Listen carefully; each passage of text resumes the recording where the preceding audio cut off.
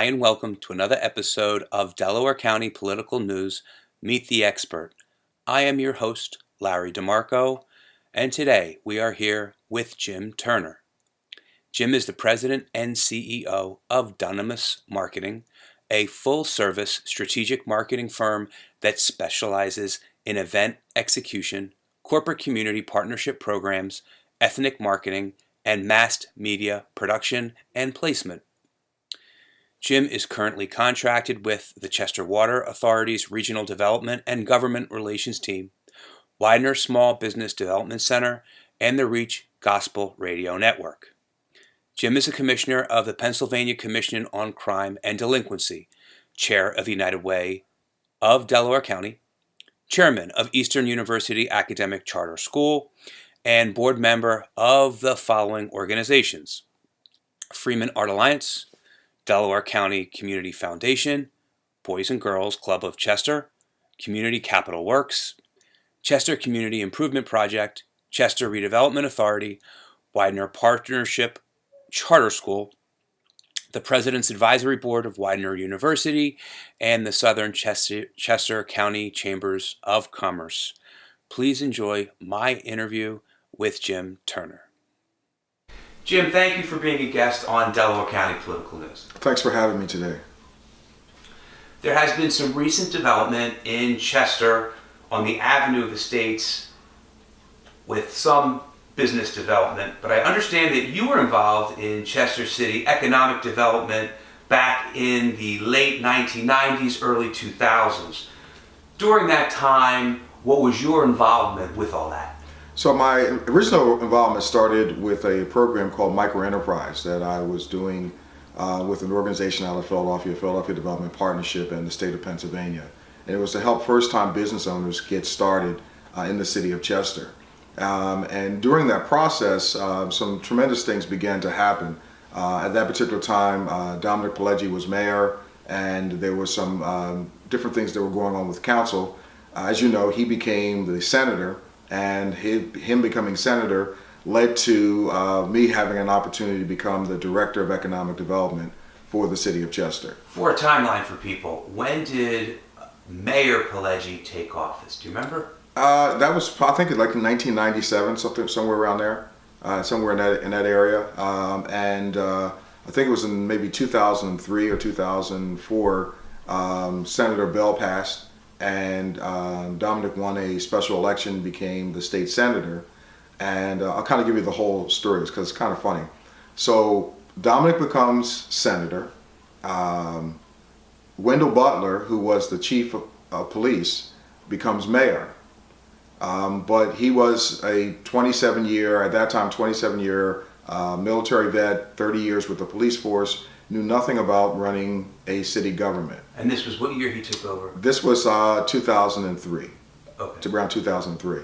And so when he became mayor, the current director of economic development was a gentleman by the name of Thomas Moore. Thomas had previously worked for Senator Santorum and worked in Pittsburgh and some things like that. And so he became Mayor Butler's chief of staff to really help make sure that the government was run like a government and really kind of stayed in line with what was necessary in order for the city to be successful. And so in order for Tom to become the chief of staff, his criteria was that I become the director of economic development. So I moved from Micro Enterprise to becoming the director of economic development. Tom Moore moved to the City Hall to become the chief of staff. Mayor Butler left the police force and became police chief, and so forth and so on. So it was just a deck of cards that was kind of being shuffled at that particular time. And what type of economic development plans did you put into place? So one of the things that was really incredible was that there was a team of people who were already together that was headed by Dave Schicchetti. Dave was the executive director of the Economic Development Authority. He and a gentleman by the name of Bill Payne, who was the city planner, had put together what was called Vision 2000. And basically it was a vision to look at the city in a different perspective. For the longest time, as you know, Chester is the oldest city in Delaware County, actually the oldest city in the Commonwealth of Pennsylvania. And so when it was started, its infrastructure and everything else really allowed for it to kind of be ideally positioned. It was right on the waterfront. All the major rail lines, all the major roads all ran to it and through it. As a matter of fact, I always tell people, if you ever get lost anywhere in Delaware County, just find a road that leads back to Chester, and you'll find your way home. Used to be the capital of the county, if I'm not Used to be the mistaken. capital of the county before they split off from Chester County, and a whole lot of wonderful things. I heard an amazing statistic. It used to have 1/3 of the population of Delaware County. Yes. Yeah, so at Chester, at that in its heyday, was the place to be. It was everything that could be was in the city of Chester. As a matter of fact, their slogan was "What Chester makes Chester." And so in its heyday, it had a population of about 66,000 people. It was the home of Sunship. And so Sunship, just a quick story, but Sunship had 30,000 people who worked there at one point.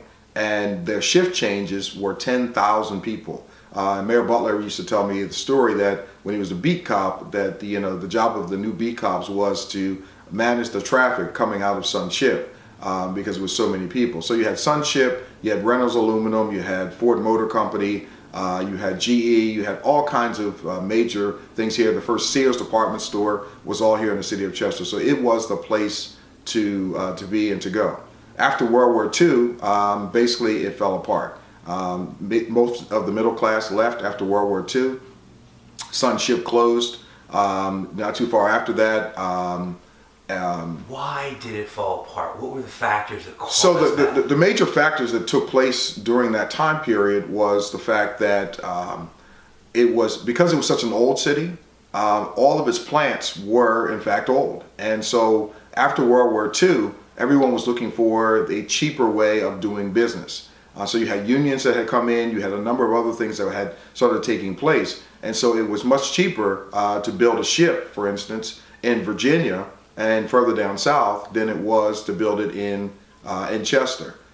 With Reynolds Aluminum, there it was easier for them to do their manufacturing down south also. And so most of those major companies migrated to the south, really for a cheaper workforce, was really one of the major reasons. But what it did for a city like Chester, it's the same thing happened to Pittsburgh and happened to other Bethlehem and whatnot. Major steel companies and steel places all lost their footing, and as a result, it became a ghost town. And so the city of Chester was left with basically the least employable. It had one of the criteria that it had, or one of the things that it had that was kind of bad and good at that particular time, was it had 5 public housing facilities. So the people who lived in public housing stayed. So now you have this poverty base. The people, the middle class, moved out. They moved south, they moved to Philadelphia, they moved into the suburbs and things like that. And as a result, you now have this poor city that has no business base whatsoever, or a very small business base kind of going on. And so the idea of the Vision 2000 was to look at those things and say, okay, instead of looking at all of our woes, what do we have positive that's going on here? What can we actually look at as a resource for the city to rebuild it, as opposed to it just being a poverty child? It has a lot of resources too. It has a tremendous amount of resources. So you have the waterfront. So everybody wants a waterfront. You had every major road throughout Delaware County. You had rail. So you have a complete rail system was built up here. You have total infrastructure. So gas, water, electricity, everything. Its hub was right here in the city of Chester. And so as a result of that, you're 2 hours from New York, 2 hours from Washington, D.C., with the Amtrak rail running right through it. So from a position standpoint... Of course, you're close to Philadelphia, too. You're close to Philadelphia, if you want to take pride in Philadelphia, it's close to Philadelphia. Why not? We're in Delaware County, man. I understand. But but you're close to Philadelphia, you're close to all the major metropolitans. You got an airport right down the street, so you're 6 minutes from the airport. So it really is an ideal location. So what we began to look at that particular time was, okay, what are the advantages here? And so the advantages were the things that we just mentioned. And we began to build upon that, as opposed to working contrary to that and saying, okay, well, we're just a poor city. And so as a result of that, we started putting some things in play that would help really develop the city. The state at that particular point had put in a program called the Keystone Opportunity Zone.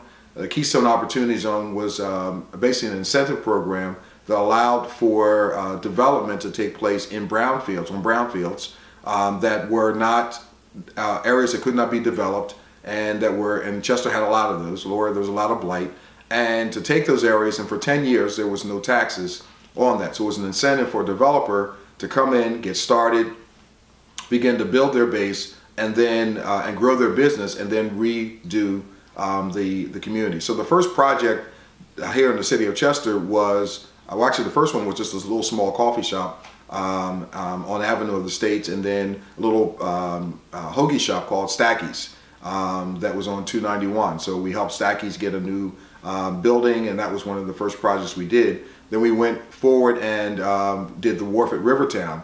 And the Wharf at Rivertown was the old Pico generation station. It was, Pico was actually going to tear it down. They had it on schedule to be imploded. The city didn't know what we were going to do with it, but we said, please don't tear it down. So as the story goes, a gentleman was by the name of Mike O'Neill, big developer from Conshohocken, was going over the Commodore Barry Bridge, saw the building, was looking for some space for one of his clients, and contacted the city about what we could do with that building.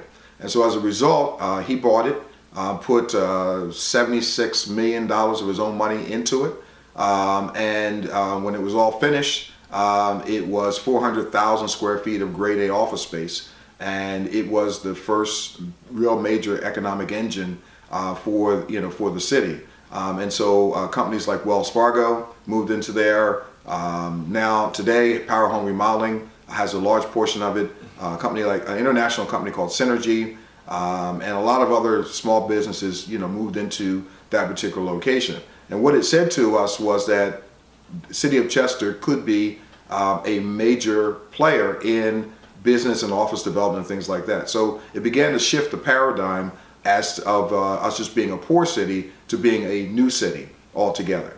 Where is this location, Jim? This is down, the Wharf at Rivertown is right on the Delaware River, off of Highland Avenue.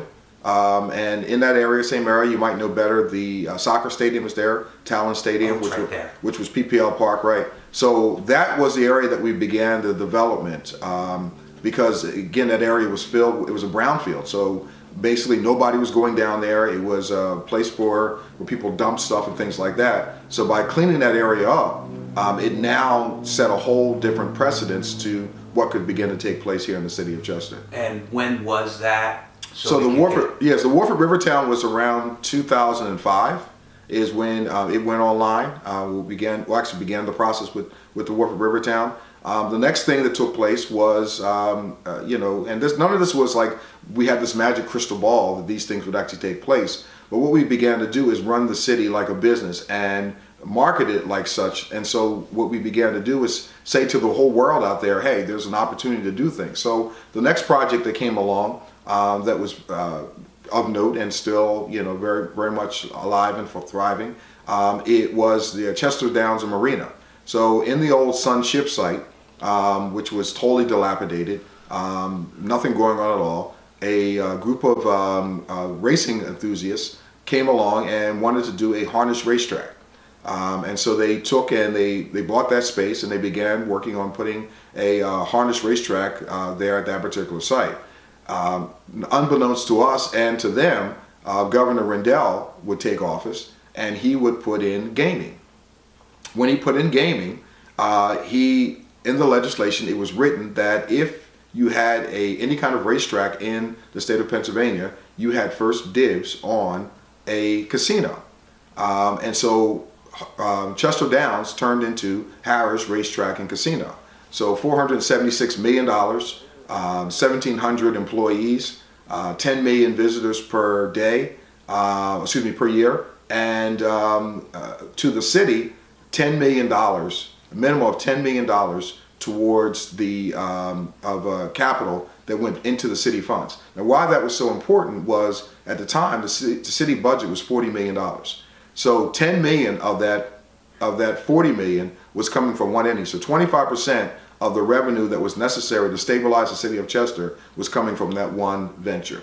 And so it was truly a godsend at that particular point. And one of the things, the other things that was amazing was, again, one of the major challenges we had was with employment. So Harris, when they came in, the first thing that they did was take $500,000 and put it into workforce development. This was not for employees of Harris, it was employees for anyone who wanted to get any help with getting a job. They helped us create a training program in order to be able to do that. And so we put 250 people through that training program to become everything from nurses to secretaries to welders to whatever on Harris dime.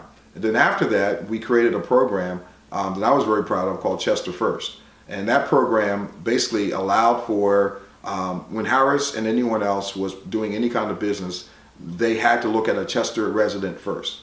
So their job fairs, their anything they were doing, it had to be a Chester resident that had the first opportunity for those jobs and things like that. So we were astounded by that. And one of the things that was great about it at that particular time was that when they did that, we had like 500-600 people who went for employment at Harris. Now, the state of Pennsylvania kind of stuck us in the butt just a little bit because the Gaming Control Board put such stringent criteria on who could work in a casino that it actually knocked out many of the Chester residents that originally had been made offers. But I was there, and Harris definitely made the offers to them and was ready to hire them because it's ideal for them. If you have someone who lives within 2 blocks of your facility, it's much better when you're open 24/7 than someone who lives 50 miles away in another area. But we continue to do that, continue to get Chester-based companies to work there. Their first donut shop that they now have Krispy Kreme, but originally they had Fatso's Bakery, was right there in Harris. Cheryl Southern Style, Nipper Hammond, who had Thai food, were all local Chester businesses. Bruno Brothers Breads, all their breads and rolls that they sold and that they used for sandwiches all came from the city of Chester. So it was a great opportunity. From there, partnered with Widener University. Widener, under Jim Harris, was one of our most tremendous partners ever. Jim Harris had an incredible vision for the city of Chester and wanted to see Chester do well.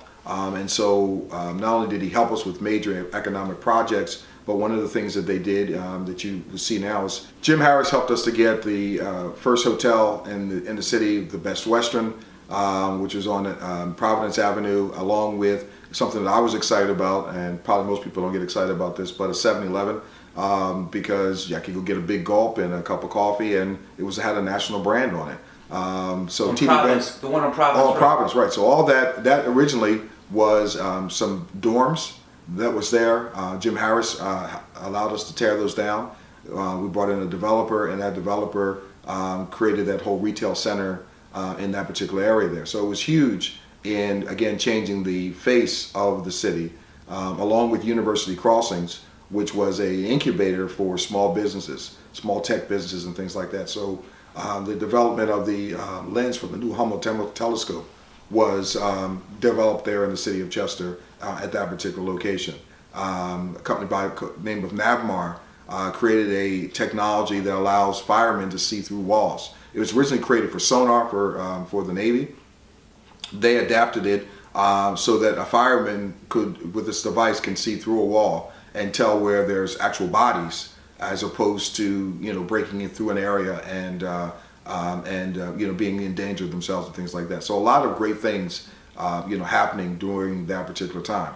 Along with that, one of the other things that I thought was absolutely astounding was that Jim Harris again really stuck his neck out and helped us put in the Widener Partnership Charter School.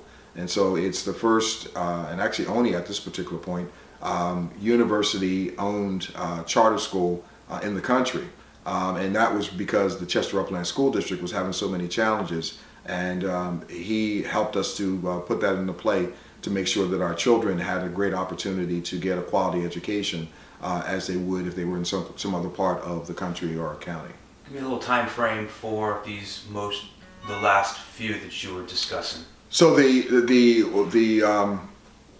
Partnership Charter School started in 2008. The University Crossing was maybe around 2007, 2006, somewhere in that time frame, and the other facility was around 2009. So so a lot of major things. As a matter of fact, during that time frame, you believe it, but $1.7 billion in economic development in an 11-year period of time, under the Butler Pileggi administration. So it was a pretty incredible time. Things that were going on at that particular time. When did the stadium go up? Stadium went up in 2010. Assuming that was the next major business development along your timeline. Mm-hmm. Yeah, so the stadium went up in 2010, somewhere in that area, and that was again another incredible opportunity.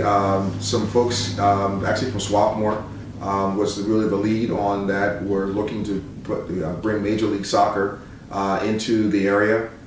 They were working with the Sons of Ben, which is a huge fan group that literally traveled all over the country, if not all over the world, lobbying for Philadelphia to get a soccer team. And so the stadium went up, and it was it's absolutely gorgeous. Yes, it is. I'm a season ticket holder. Yeah, so I absolutely love it. And one of the things that was very interesting at that time, our state rep at the time had said, soccer in Chester, Chester's a basketball town. And I realized how powerful soccer was when the stadium had opened. It had we had the inauguration, all that stuff. I had to go to South Africa. So I was sitting in Pretoria, South Africa, and did not realize again how powerful this was, what a gem we had with the soccer stadium. So I was sitting in a lounge in Pretoria, South Africa, and up on the screen comes ESPN, and they say live from Chester, Pennsylvania. They show you a picture of the Commodore Barry Bridge, and they go to the soccer game at at PPL Park, at that time PPL Park, and the whole place just goes up in a roar. These folks in South Africa cheering for Chester, and at that particular point, my heart melted, and I was so proud, because here you had people in South Africa who understood the plight of Chester and understood that they now had the greatest sport that on the face of the earth, and they're cheering for Chester, as they're watching the game. So it was just an incredible thing to kind of see that and to be a part of that. And I realized at that particular point, the world's vision of what Chester was had the opportunity to change also, because it was about what people saw and what was going on that we had to continue to build upon, that was so powerful. What economic benefit, you mentioned the economic benefit of the casino. What economic benefit did Chester receive from, again, then PPL Park, the soccer stadium? So from the soccer stadium, a couple things. So first of all, 70% to this date, 70, maybe even 80% of all the employees that work there are Chester residents.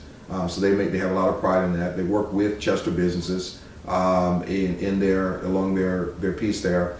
It was built by Local 413. It was built by the locals, as was Harris. If I remember Jim Harper saying, doing an interview and saying that as a result of those projects, his men were basically employed for 10 plus years between those two projects. And so it was great with that. The other thing is that, as a result of the soccer stadium, the Wharf at Rivertown, new roads were being built. The ramps off of the Commodore Barry Bridge were put into place. And so there was a lot of infrastructure improvement that was done as a result of that. But probably for me, one of the greatest things is, you're a season ticket holder, is to see, some 18,000 people come into that stadium, on game day.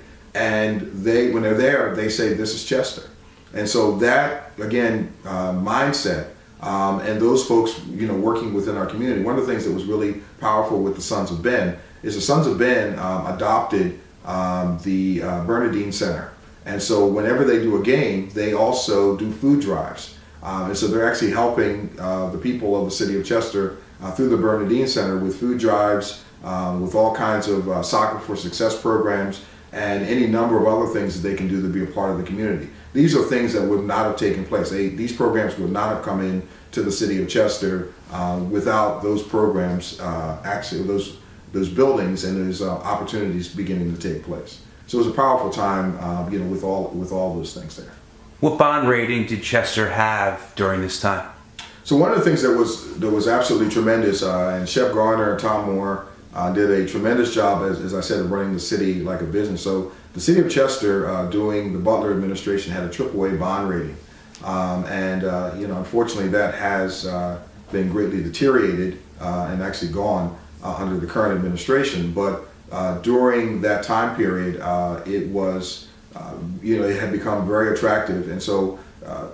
So understanding, and I know you do, but just because I have to say it, the importance of a bond rating, a strong bond rating, is that you get better interest rates when you go to do major improvements for the city. So when you go to buy a piece of equipment, you're buying a $2 million fire truck, so it's kind of like buying it at 1% or 2%, as opposed to buying it at the current market rate, which could be 10% at for some things. So it saves the city an incredible amount of money and really helps to build, your cash flow as you're moving things forward. All this positive economic development also attracted the Obama administration. Tell me about that. Yeah, so President Obama came in and had a program called Strong Cities, Strong Communities. So it was the acronym for it was SE2. And SE2 was a program where basically the White House selected 6 communities across the United States to be models for the redevelopment of certain types of communities. So we were the smallest of all those communities. So we were a city of about 36,000 people. And what they asked us to do was put together a master plan. We had to first go through a long dog and pony show, showing them our infrastructure, showing them where we were, growth opportunities and things like that, multiple tours throughout the region and things like that. But we won that designation, and it was because, according to President Obama and his administration, the city of Chester had great potential, and it just needed some small things in order to really help. So because we were a small city, one of the major challenges that the city was going through at that particular time was really around capacity. So the capacity in grant writing, the capacity in business development and structure and things like that were things that were necessary in order to take us to the next level where we were going. So the Obama administration had a team of people from HUD to Department of Justice, because we wanted to make sure that our police department was up to snuff, to housing and things like that. All these different groups were all coming together. We put together a master plan. It was about this thick. And that plan was basically the blueprint of how we were going to work with the Obama administration. They were very clear about it.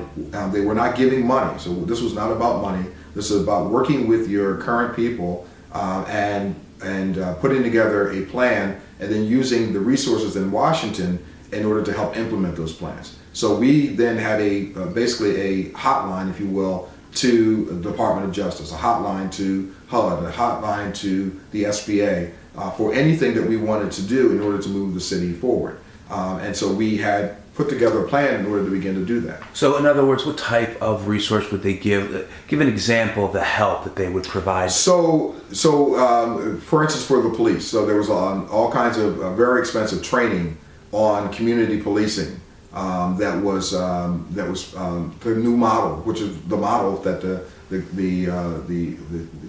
United States was really taking on, really becoming more community friendly in their policing, things like that. So new technologies that were available through the Department of Justice and things like that.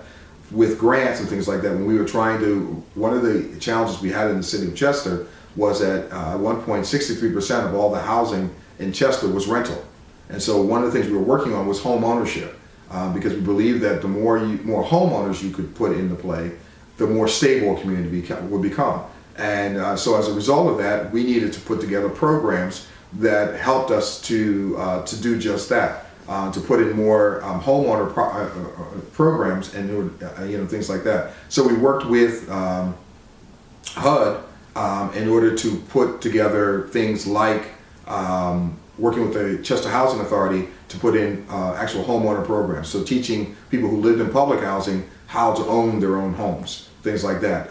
Working with developers like Penrose Properties to build properties and then do first-time home buyer programs and things like that. Getting the properties though at a lower rate as opposed to working through some of the challenges that that you would normally go through with credit and things like that. So basically creating almost a shell or a prototype of what rebuilding a community was like. And so you see that in the project we did, and Crozier Hills was the first one we did. We did this without HUD, without the state or without the federal government, but that was one of the first models that we had. We had created that, but we didn't have the resources to do the second and third phase of that.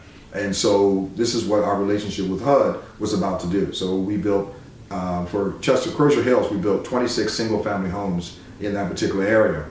Those houses sold initially for $170,000, and they attracted people from all over the area. They were made up of Chester residents, and then some people coming in from other places. But we needed to replicate that because 26 new homes was not going to be enough. And so we wanted to build a bigger area. In order to do that, we needed the federal government's help. So that was one of the programs that we were really working on with them in order to be able to do that. This sounds like a model of how to run a small city that the Chester government had in place during this time period. Yes, it was. I mean, there were some flaws. One of the things that Mayor Butler said that he and I sometimes sit back and kind of reflect, if you could do it all over again, what would you do differently? And one of the things that we were doing at that particular time was we spent a lot of time in working on the infrastructure. And we thought, as you would as a father, as a homeowner, that if you build a strong house, then your family has a safe place to live. And so we were really working on building the structure of the city, new roads, new offices, new housing, and those type things. What we did not spend a lot of time on, in retrospect, was we spent a lot of time with the children, but we didn't spend a lot of time with the community itself. And one of the challenges that you have in any community is that people need to feel like they are a part of what's going on, and not that things were being built to them, but things were being built for them. And that was one of the mistakes that we made. We really were so busy, and we had a small team. I mean, literally, if you were to see how this thing was getting done, you had Bill Payne doing planning, you had Dave Cerchetti, who was doing all the business deals, you had Mayor Butler, who's kind of signing off on stuff, Tom Moore, who's running City Hall, I'm running around putting together marketing stuff and working with small businesses, and Lisa Gaffney's doing housing. That's the team. That's it. That's all you had, in order to pull all the stuff together. And so when things came up like, this neighborhood needs this, we didn't have anybody that was doing that. And so that was part of where we felt like, things began to go wrong as it relates to the switchover of the government, at that particular time. But it was, and I'll say this, to my dying breath, the purpose was really simply the same as I would do for my family, make sure that it had a strong foundation before you began to put all the frills in it. So make sure the walls are up. I have a friend of mine, he's 95 years old now, Mr. Robinson. And Mr. Robinson, when I bought bought my home that I currently live in, and I was doing great to go into all kinds of crazy debt, because my wife wanted, new dining room sets and new living room sets and this and that and the other. And he took me aside and he said, I said, oh yeah, Uncle Lawrence, I gotta get this. And he said, stop. He said, pay for your house. He said, if you gotta use old furniture, use old furniture. If you gotta put down throw rugs, put down throw rugs. But don't go into debt just trying to please somebody else. Because when people walk through this door, nobody knows what's in here but you. And that is something that really helped me along the way. And that's really what we're trying to do with the city. We're trying to build the structure of it before we put all this stuff down on the inside. So we never got a chance to put the inside in, and that was kind of what took place with all that. And so but the intent was to continue to move those processes forward and to get the structure done and then move towards helping the folks in the community to become stronger. Jim, that's really all we have time for now, but in part two, I want to ask you about some transition that happened in Chester in 2011 and the next decade. Can you stay for a little more? Sure will. Yeah. All right. We have been here with Jim Turner, and I am your host, Larry DeMarco. This has been part one. Please stay tuned for part two. Signing off. Tune in next time. Bye for now.